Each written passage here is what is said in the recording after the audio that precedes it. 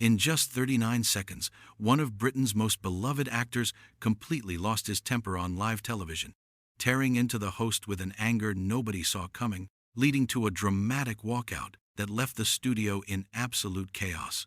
Before we dive into this explosive confrontation, make sure you subscribe to our channel. We bring you daily videos exposing Hollywood's darkest scandals, the biggest celebrity meltdowns, and the most shocking talk show moments that everyone's talking about. Hit that subscribe button now so you never miss the drama. Last night on Lorraine, what started as a conversation about Tony Robinson's new documentary series about working-class history turned into one of the most uncomfortable moments in daytime television history.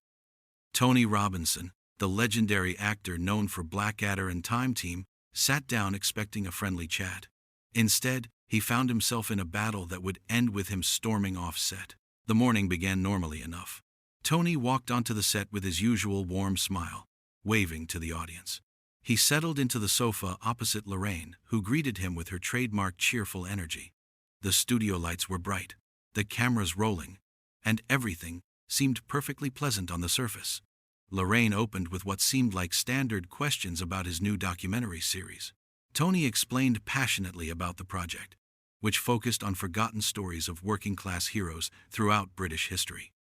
His eyes lit up as he talked about coal miners, factory workers, and ordinary people who changed the nation. He spoke about how important it was to tell these stories that often get overlooked in mainstream history books. But then Lorraine shifted the conversation in a way that immediately changed the atmosphere in the studio. She leaned forward with a smile that didn't quite reach her eyes and said something that made Tony's expression freeze. "But Tony, isn't this all a bit downbeat? I mean, don't you think people want something more uplifting in the morning? Something cheerful?" Tony blinked slowly, processing what he'd just heard. There was a pause that lasted just a beat too long. You could feel the tension starting to build even through the television screen. His jaw tightened slightly, but he kept his composure. "Downbeat?" he repeated carefully. "These are stories about real people who fought for workers' rights, who stood up against injustice. I think their stories deserve to be told, don't you?" Lorraine waved her hand dismissively, that bright smile still plastered on her face. "Oh, I'm sure they do. But you know what viewers want in the morning? They want to feel good. They want to be entertained. They don't want to be lectured about depressing historical things." The word lectured hung in the air like a bomb waiting to explode. Several people in the audience shifted uncomfortably in their seats. The camera operators glanced at each other nervously. Something was clearly going wrong. Tony's face changed. The warmth that had been there moments ago vanished completely. His voice became noticeably cooler when he responded. "I'm not lecturing anyone, Lorraine. I'm trying to educate people about where we came from, about the sacrifices people made so we could have weekends, safe working conditions, and fair wages. That's not depressing, that's important." Lorraine laughed, but it sounded forced and uncomfortable. Yes, but surely you can admit it's all a bit serious? A bit heavy for morning telly?" Tony sat up straighter, his body language completely shifting from relaxed to defensive. His entire demeanor changed in an instant. The friendly guest who had walked onto the set just minutes ago was gone, replaced by someone who looked genuinely offended. "Heavy? You think learning about the Tolpuddle martyrs is heavy? You think understanding the suffragette movement is too serious for your audience?" His voice carried a tone of disbelief that was impossible to miss. The audience members nearest the stage could see his knuckles turning white as he gripped the edge of the sofa. This wasn't just mild disagreement. This was genuine anger starting to surface. "Well, I'm just saying that maybe it's not for everyone," Lorraine replied, her smile faltering slightly. She seemed to sense that something was shifting, but she pushed forward anyway. Not everyone wants a history lesson with their morning coffee. People tune in to relax and start their day on a positive note. Tony's eyebrows shot up. "A positive note? You think ignoring the struggles of working people is positive? You think pretending their sacrifices didn't happen is what makes people feel good?" "That's not what I said," Lorraine protested, but her voice lacked conviction. "Then what exactly are you saying? Because from where I'm sitting, it sounds like you're telling me that the history of ordinary people doesn't matter enough to take up time on your show." That was it. That was the moment everything truly fell apart. Tony's face flushed red, and he leaned forward, his voice rising for the first time. The change was dramatic and immediate. Everyone in the studio could feel the temperature rising. A history lesson? Is that what you think this is? His voice was loud now, carrying across the entire studio. These aren't abstract concepts, Lorraine. These are the people who built this country. The people who died in mines, who worked themselves to death in factories, who fought so their children could have a better life. And you're sitting here calling it a bloody history lesson? The audience gasped collectively. Some covered their mouths. Others leaned forward in their seats, unable to look away from what was unfolding. Lorraine's face showed a flash of irritation. Tony, there's no need for that language. Language? You're worried about my language? Tony's voice rose even higher. What about your attitude? What about the way you're dismissing an entire class of people and their experiences? I am not dismissing anyone, Lorraine said firmly. But there was a tremor in her voice now. Yes, you are. That's exactly what you're doing. Lorraine tried to interrupt, but Tony was just getting started. His voice grew louder, more passionate, and you could hear the genuine anger building beneath every word. His hands were gesturing wildly now, pointing at Lorraine, then at the audience, then at the cameras. You sit here in your comfortable studio, making your comfortable salary, enjoying your comfortable life, and you have the nerve to call the struggles of working people too heavy for your viewers? Do you have any idea how that sounds? Do you have any idea how offensive that is? I think you're overreacting, Lorraine said, but her voice was defensive now. The smile had completely vanished. Overreacting? Overreacting? Tony was almost shouting now. My grandfather worked in a coal mine for 40 years. My grandmother worked in a textile factory from the age of 14. Those are the people you're calling too depressing for morning television. Those are the stories you think aren't worth telling. The raw emotion in his voice was palpable. This wasn't just professional disagreement anymore. This was deeply personal. Lorraine shifted in her seat, clearly uncomfortable but unwilling to back down. I never said their stories aren't worth telling. I just questioned whether this show is the right platform. And there it is. Tony slapped his hand on the armrest of the sofa, making a loud sound that echoed through the studio.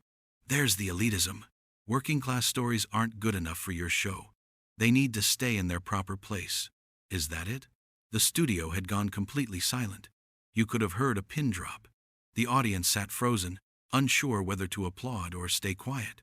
Some people in the front row looked genuinely concerned, as if they were worried the situation might turn physical. The production crew behind the cameras stood motionless, not knowing if they should cut to commercial or keep rolling. Several crew members were frantically talking into their headsets, probably communicating with the director about what to do. Lorraine's smile had completely disappeared now. Her face hardened and her voice took on a sharp edge. She wasn't going to let Tony walk all over her on her own show. Now, hold on just a minute, Tony. There's no need to get personal. I'm trying to have a professional discussion here. Professional? Tony's laugh was bitter and harsh. There's nothing professional about what you're doing. You invited me here under false pretenses. I did no such thing. Yes, you did. You said you wanted to talk about my documentary, but what you really wanted was to tear it down, to dismiss it, to make it seem like some boring academic exercise that nobody should care about. Personal? Tony's voice rose even higher. The veins in his neck were visible now, his face completely red. You've just dismissed the entire working-class history of this nation as too boring for morning television, and you're telling me not to get personal? How is that not personal to the millions of people whose families struggled and suffered? Lorraine stood her ground, her own anger now fully visible. I didn't say boring, Tony. Stop putting words in my mouth. I said it's heavy. There's a difference. And you know it. No, there isn't. Tony was practically shouting now, his voice echoing off the studio walls. Heavy, boring, depressing, too serious. They're all just different ways of saying the same thing. You're doing exactly what the establishment has always done. Pushing working-class stories to the side, treating them like they're less important than celebrity gossip and cooking segments. Like they're not worthy of prime time, not worthy of your precious morning slot. That is completely unfair. Lorraine's voice cracked with emotion. Lorraine's face went red. She straightened in her chair and her voice became icy and controlled, though you could hear the fury underneath. I think you're being incredibly rude and disrespectful. This is my show, and I'm simply trying to have a conversation about what our viewers enjoy. about what they want to see when they turn on their television in the morning. Your viewers? Tony laughed bitterly, a sound with no humor in it whatsoever. You mean the working class viewers who tune in every morning? The ones you're basically saying are too stupid to care about their own history? The ones you think just want to see pretty pictures and happy stories and nothing that makes them think? I never said that, Lorraine snapped, her composure finally cracking. Her voice was loud now too, matching Tony's intensity. I never said anything like that, and you're twisting my words. I'm not twisting anything. I'm just saying out loud what you're implying with every word. You think your audience can't handle serious content. You think they don't want to know where they came from. You think they're not interested in the truth. You didn't have to. It's dripping from every word you've said since we started talking about this project. The argument was spiraling completely out of control now. Both of them were leaning forward, voices raised, talking over each other. It was car crash television, the kind of moment that makes viewers unable to look away even though they know they're watching something uncomfortable. The kind of television that gets replayed over and over on social media, that gets discussed on radio shows. That becomes part of television history. Several audience members were filming on their phones, despite the no recording policy. Security guards stood at the edges of the studio, unsure whether to intervene. The director in the control room was frantically deciding whether to cut away or keep broadcasting this train wreck. Lorraine tried to regain control of the interview, her voice strained and desperate. Tony, I think you're completely misunderstanding what I'm trying to say here. If you would just calm down for a moment and listen to me. Calm down? Tony's voice reached a new level of intensity. Don't you tell me to calm down. And no, I understand perfectly. I understand perfectly. You think working class history is too depressing, too serious, too much of a downer for your precious morning show. You'd rather talk about what celebrity is wearing what dress than about the people who actually matter, than about the people who built the roads you drive on, the buildings you work in, the entire infrastructure of this country. That's completely unfair. Lorraine's voice cracked slightly, emotion flooding through. I've done plenty of serious interviews on this show. I've talked about important issues. I've had politicians, activists, authors, discussing serious topics. Yeah? When was the last time you dedicated a full segment to labor history? Tony fired back immediately, not giving her a second to breathe. When was the last time you talked about the working conditions of people who work in warehouses or factories today? When was the last time you interviewed a union leader? When was the last time you did anything that wasn't about making viewers feel comfortable and entertained? When was the last time you challenged your audience instead of pandering to them? Each question hit like a hammer blow. Lorraine visibly flinched with each one. Lorraine's eyes flashed with anger. How dare you come on my show and attack me like this? I invited you here as a guest. You invited me here to promote my work. And then you immediately dismissed it as too heavy for your audience, Tony fired back. What exactly did you expect me to do? Smile and nod while you insulted everything I care about? I didn't insult anything. Yes, you bloody well did. The swear word seemed to shock everyone in the studio. Lorraine's mouth fell open slightly. For a moment, neither of them spoke. The silence was deafening. Then Lorraine found her voice again, and it was trembling with barely controlled fury. I think you need to calm down, Tony. Don't you dare tell me to calm down, Tony said quietly, but his voice was like steel. Don't you dare sit there and condescend to me after what you've just said. I'm not condescending to you. I'm trying to have a professional conversation, but you're making that impossible. Professional? Tony laughed harshly. There's nothing professional about dismissing working-class history as morning television fodder that's too depressing for your viewers. Lorraine's face was now completely red. She looked directly into the camera, then back at Tony, clearly trying to figure out how to salvage the situation. But it was too late. The damage was done. I think maybe we should take a break, she said stiffly. No, I don't think so, Tony replied. I think we're done here.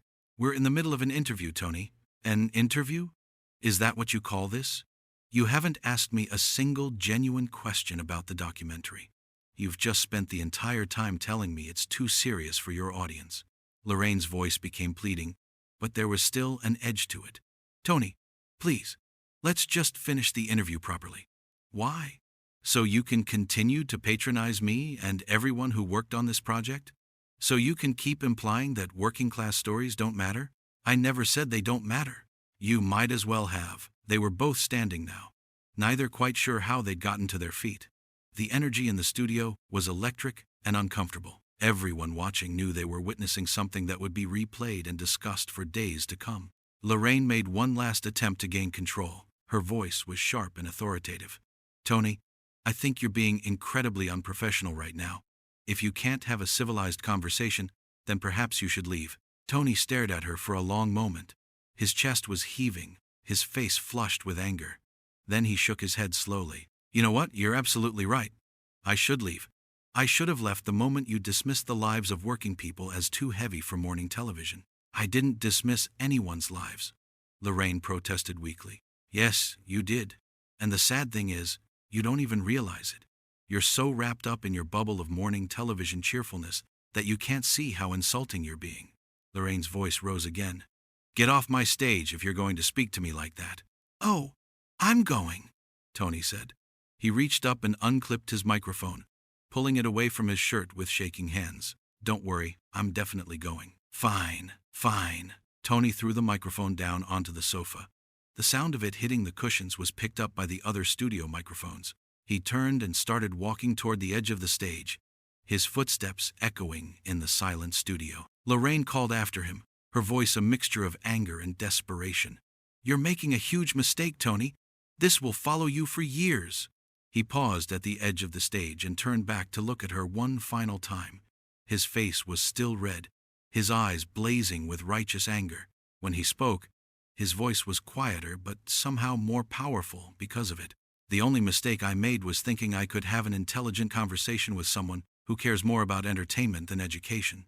Someone who's so out of touch with real people that she can't even see how insulting she's being to them. With that, he stepped off the stage and disappeared behind the cameras. The studio audience sat in stunned silence. Lorraine stood alone on the stage, her face a mask of shock and fury. Her mouth opened and closed, but no words came out. She looked completely lost, unsure what to do next. For a few long seconds, nobody moved. Nobody spoke. Nobody even breathed. The cameras kept rolling, capturing every moment of the uncomfortable aftermath. You could hear Tony's angry footsteps echoing from somewhere backstage, growing fainter as he walked away. Finally, one of the producers clearly said something in Lorraine's ear through her earpiece because she suddenly seemed to snap back to reality. Her face was still flushed, her hands trembling slightly as she touched her hair. Well, she said, her voice unsteady and shaking. That was unexpected. That was very unexpected. The audience didn't know how to respond at all. A few people clapped awkwardly, but it died away quickly. The atmosphere in the studio was thick with tension and discomfort. Lorraine smoothed down her dress very carefully, clearly trying to compose herself. But you could see in her eyes that she was shaken. Her usual confident demeanor had cracked completely. We're going to take a quick break, she announced, her voice still wavering. We'll be right back. As the show cut to commercial, the cameras captured one final shot of Lorraine, standing alone on the stage, looking smaller somehow than she had at the beginning of the interview. The sofa, usually so cheerful and welcoming, now seemed garish and wrong in the harsh studio lights. Behind the scenes, you could hear raised voices. Tony's angry tone carried through the studio walls as he apparently confronted producers about what had happened. His voice was muffled but clearly furious, demanding to know why he'd been invited on the show if they were just going to dismiss his work. Back on the stage, Lorraine had sat down on the sofa, her head in her hands. The cameras had stopped rolling, but several audience members later reported seeing her wipe her eyes. Whether she was crying from anger, embarrassment, or frustration was unclear. The show eventually came back from commercial, but Lorraine's energy was completely different. She seemed subdued, quieter, her usual sparkle completely gone. She tried to continue with her next segment, an interview about home decorating tips, but her heart clearly wasn't in it. Meanwhile, Tony Robinson had already left the building. Security footage later showed him walking out of the studio doors, still visibly angry, getting into a waiting car and driving away without looking back. What was supposed to be a simple interview promoting a documentary about working-class history had turned into one of the most dramatic confrontations in daytime television history. The clash between Tony's passion for telling important stories and Lorraine's dismissive attitude toward serious content had created a perfect storm of anger and frustration that exploded spectacularly on live television. The whole thing had lasted less than 15 minutes from start to finish, but it felt like hours. Every word, every gesture, every angry exchange had been captured on camera for the world to see. This was raw, unscripted television, at its most uncomfortable and compelling. As Tony's car pulled away from the studio, he sat in the back seat, still breathing heavily, his hands still shaking with adrenaline. He stared out the window at the London streets passing by, replaying the argument in his mind. Part of him wondered if he'd overreacted, but a larger part of him felt completely justified in his anger. How could she have been so dismissive? How could she have reduced the stories of people who fought and died for workers' rights to mere morning television filler that was too heavy for viewers? It wasn't just insulting to him, it was insulting to every person whose story he was trying to tell in his documentary. Back in the studio, Lorraine struggled through the rest of her show. Her smile seemed painted on, her laugh forced. The audience could tell something was very wrong. This wasn't the warm, friendly Lorraine they were used to seeing every morning. This was someone who had just been publicly challenged and hadn't handled it well. The confrontation had revealed something uncomfortable about morning television, about how serious topics are often sanitized or dismissed in favor of lighter entertainment. Tony's anger had come from a genuine place, a frustration with how working-class stories are treated as less important than celebrity news and lifestyle segments. But it had also revealed Lorraine's blind spot, her insistence that the content was too heavy, too depressing, too serious for morning viewers showed a certain condescension toward her audience. She had essentially argued that people drinking their morning coffee couldn't handle or wouldn't be interested in learning about important historical events. The irony was that many of those viewers were probably descendants of the very people Tony was making his documentary about. They were the children and grandchildren of coal miners, factory workers, and laborers. And Lorraine had dismissed their history as too boring for them to care about. As the show finally ended and Lorraine left the stage, she walked past crew members who didn't quite know how to look at her. Some avoided eye contact entirely. Others gave her sympathetic smiles that felt hollow. Everyone knew they had just witnessed something extraordinary, something that would be talked about for a long time. In his car, Tony finally felt his anger beginning to cool, replaced by a deep exhaustion. He hadn't wanted to lose his temper. He hadn't wanted to storm off the show, but he hadn't been able to sit there and listen to his work, his passion, being dismissed as too serious for morning television. The sad truth was that this kind of attitude was exactly why he'd made the documentary in the first place. Working-class stories were constantly pushed to the margins, treated as less important, less interesting, less worthy of attention than other topics. And Lorraine had proven his point perfectly, even if she didn't realize it. The car drove through London traffic, taking Tony further away from the studio and the confrontation. But the argument would follow both of them for days, weeks, maybe longer. It was the kind of moment that defines careers, that gets remembered long after other interviews are forgotten. Behind them, the studio was slowly emptying out. Audience members filed out, already pulling out their phones to text friends and family about what they'd just witnessed. Production assistants began cleaning up the set, moving around the sofa where just minutes ago, two people had stood shouting at each other on live television. The whole thing had been extraordinary, uncomfortable, raw, real. It was the kind of television that reminds you that anything can happen when you're broadcasting live. No scripts, no second takes, just two people having a genuine argument in front of millions of viewers. As Tony's car turned a corner and the studio disappeared from view behind him, he closed his eyes and took a deep breath. He'd stood up for what he believed in. He'd refused to let his work be dismissed. Whether that would cost him future television appearances, he didn't know. But he knew he'd done the right thing. In the studio, Lorraine sat in her dressing room, the door closed, finally alone. The makeup and bright lights were gone. Just her, sitting in silence, thinking about what had just happened. Whether she understood why Tony had been so angry, whether she saw her own role in escalating the confrontation, only she could say. What was certain was that nobody watching would forget what they'd seen. The heated argument, the raised voices, the dramatic walkout, all of it captured forever on camera. It was messy, it was uncomfortable, and it was absolutely riveting television. The sofa sat empty now. waiting for tomorrow's guests. But the echo of today's confrontation would linger in that studio for a long time to come.